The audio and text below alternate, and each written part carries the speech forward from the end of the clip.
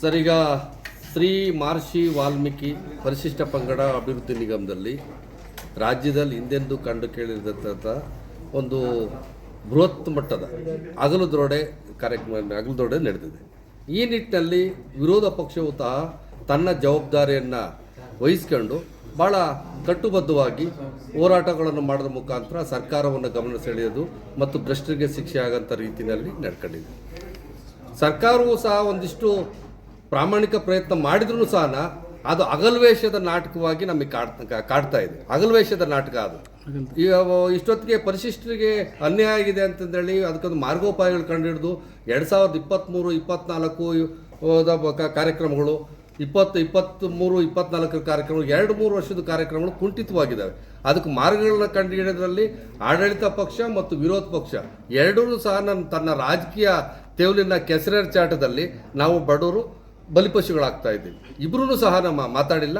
ಇವತ್ತಿಗಾಲೇ ಮಾತಾಡ್ಕೊಂಡು ಸಿದ್ದರಾಮಯ್ಯ ಸಾಮಾಜಿಕ ನ್ಯಾಯದ ಪರವಾಗಿದ್ದರೆ ಅಥವಾ ವಿರೋಧ ಪಕ್ಷ ಬಡವರಿಗೆ ರಕ್ಷಣೆ ಕೊಡಬೇಕನ್ನೋ ಇಚ್ಛಾಶಕ್ತಿ ಇದ್ದಿದ್ರೆ ಬಡವ್ರಿಗೆ ಅನ್ಯಾಯ ಆಗಿದೆ, ಈ ಭ್ರಷ್ಟರನ್ನ ಬಲಿ ಪಡೆಯೋದ್ರ ಜೊತೆಯಲ್ಲಿ ಬಡವರಿಗೂ ಸಹ ನ್ಯಾಯ ದೊರಕಿಸ್ಕೊಡಿ ಅಂತ ವಿರೋಧ ಪಕ್ಷ ಮಾತಾಡಬೇಕಾಯಿತು. ಅವರು ಸಹ ಇಬ್ಬರೂ ಸಹ ಕೈ ಚೆಲ್ಲಿದ್ದಾರೆ. ಒಂದು. ಎರಡನೇದಾಗಿ 3 ಯುಗದ ಹಿಂದಿನ ಮಹಾಪುರುಷ ಶ್ರೀ ಮಹರ್ಷಿ ವಾಲ್ಮೀಕಿಯವರು ಈ ನಾಡಿನ ಈ ದೇಶದ ಒಂದು ಮಹಾನ್ ಗ್ರಂಥ, ಧಾರ್ಮಿಕ ಗ್ರಂಥ.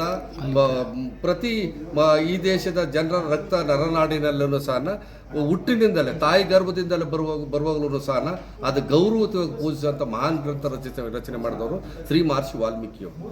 ಆ ಮಹರ್ಷಿ ವಾಲ್ಮೀಕಿಯವರ ಒಂದು ಆ ಸಮುದಾಯದ ಪೂರ್ವಿಕರ ಹೆಸರನ್ನ ಇಟ್ಬಿಟ್ಟು ಶ್ರೀ ಮಹರ್ಷಿ ವಾಲ್ಮೀಕಿ ಪರಿಶಿಷ್ಟ ವರ್ಗಗಳ ಅಭಿವೃದ್ಧಿ ನಿಗಮ ಅಂತಂದೇಳಿ ಹೆಸರಿಟ್ಟಿದ್ದಾರೆ.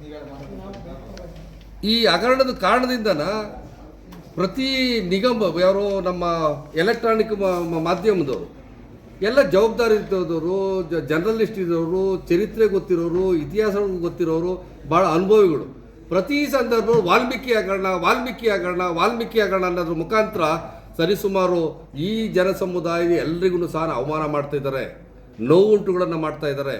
ಅದನ್ನು ಆ ಹೆಸರನ್ನು ಹೇಳಬೇಕಾದ್ರೆ, ಆ ಹಗರಣದ ವಿಚಾರಗಳು ಹೇಳ್ಬೇಕಾದ್ರೆ ಶ್ರೀ ಮಹರ್ಷಿ ವಾಲ್ಮೀಕಿ ಪರಿಶಿಷ್ಟ ಪಂಗಡಗಳ ಅಭಿವೃದ್ಧಿ ನಿಗಮ ಅಂತಂದೇಳಿ ಭಾಳ ಸ್ಪಷ್ಟವಾಗಿ ಹೇಳ್ಬಿಟ್ಟು ತಮ್ಮ ಆಗ್ರಹಗಳನ್ನು ಸರ್ಕಾರಕ್ಕೆ ಮುಟ್ಟಿ ಭ್ರಷ್ಟರಿಗೆ ಶಿಕ್ಷೆ ಕೊಡುವಂಥ ಕೆಲಸದಲ್ಲಿ ಈಗಾಗಲೇ ತಮ್ಮ ಪಾತ್ರ ಭಾಳ ಮುಖ್ಯವಾಗಿದೆ. ಇನ್ನೂ ಸಹ ನಾವು ಮುಂದುವರಿಸೋದಲ್ಲಿ ನಾವು ಅಭಿನಂದಿಸ್ತೀವಿ. ಅದಲ್ಲದೆ ವಾಲ್ಮೀಕಿ ಹಗರಣ ಅಂತಂದರೆ ನಮಗೆಲ್ಲ ನೋವು ತಂದಿದೆ. ಆ ಕಾರಣಕ್ಕೆ ತಮ್ಮೆಲ್ಲರೂ ಮೇಲೂ ಸಹ ಹೀಗೆ ಮುಂದುವರೆದ್ರೆ ನಾವು ಪರಿಶಿಷ್ಟ ಜಾತಿ ಮತ್ತು ಪರಿಶಿಷ್ಟ ಪಂಗಡ ದೌರ್ಜನ್ಯ ಕಾಯ್ದೆ ಅಡಿನ ದೂರು ದಾಖಲನ್ನು ಮಾಡ್ತೀವಿ ಅಂತಂದೇಳಿ ಎಲ್ಲ ಎಲೆಕ್ಟ್ರಾನಿಕ್ ಮಾಧ್ಯಮಕ್ಕೂ ಸಹ ನಾವು ಈ ಮೂಲಕ ವಾಲ್ಮೀಕಿ ಸ್ವಾಭಿಮಾನಿ ಸಂಘದ ರಾಜ್ಯಾಧ್ಯಕ್ಷನಾಗಿ ನಾವು ಎಚ್ಚರಿಕೆಯನ್ನು ಕೊಡ್ತಾ ಇದ್ದೀವಿ. ತಿಳುವಳಿ ರಾಜಣ್ಣ, ವಾಲ್ಮೀಕಿ ಸ್ವಾಭಿಮಾನಿ ಸಂಘದ ಕೇಂದ್ರ ಸಮಿತಿ ಅಧ್ಯಕ್ಷ.